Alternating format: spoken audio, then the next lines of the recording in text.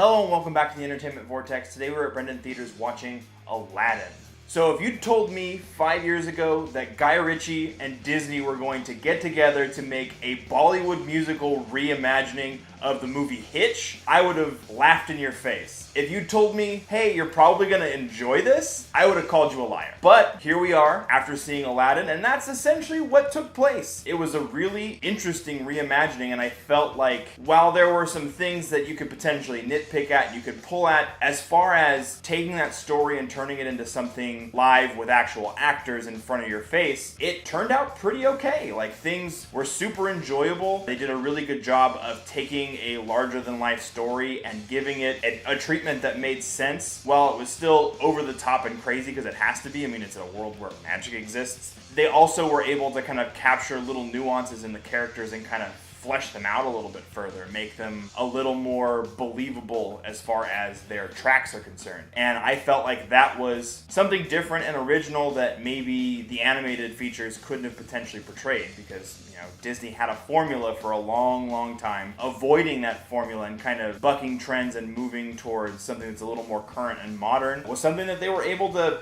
capture in this instance. So as far as the story is concerned, it's exactly as you remember it. There are some little tweaks and adjustments here, but for the most part, it's just a vehicle for these characters and these actors to kind of flex their muscles, give some killer song performances, and just kind of allow you to enjoy something for, you know, the 2-hour runtime. The acting performances were solid all around. The controversial one that everybody was expecting to hate or was, you know, prepared to hate was Will Smith as the genie, and I feel like he did enough justice to the source material and he paid enough homage to Robin Williams, and he did enough to also kind of make the role his own and put his own little flair and spin on it. Some of the songs had kind of like a hip-hop update to it. While in some ways there were a few issues that I had as far as like changing of the cadence and the flow, I was the only one who felt that way, and you get that weird nerd reflex where you're like, oh, those are my things, don't touch my things. That's not necessarily healthy. Turning away from that, the songs were super enjoyable, and I enjoyed Will Smith's performance. The breakout performance is Naomi Scott as Jasmine. She gave a new layer to that character, kind of like this want to be the advocate for the people. And it was a really strong performance. She has an incredible singing voice, and I think that she's gonna do big things moving forward. The rest of the cast puts in solid performances. They do kind of have some of those Guy Ritchie character feels to them, where they're cocky but also like clumsy about it. I don't know. It's like I said, it's something that's very common in his movies, and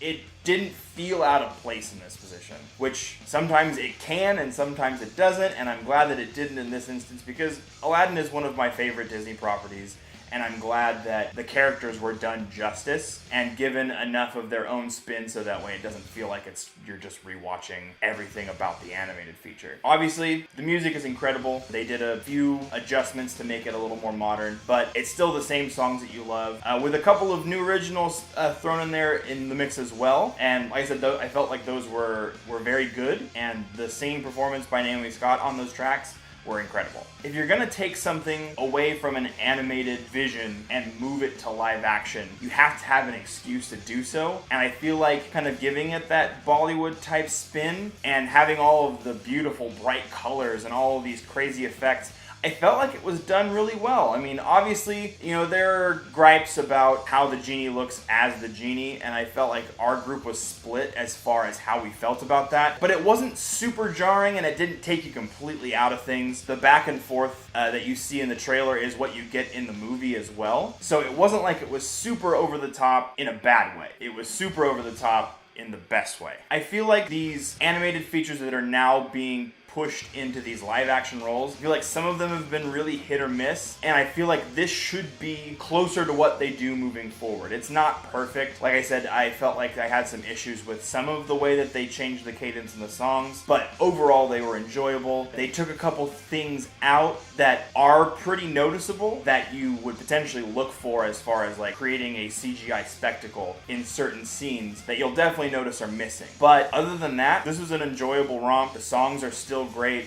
The characters are still great. The story is still great. I mean, for me, it's going to be a 9 out of 10. Definitely something I enjoyed. I don't know why it's getting so much hate.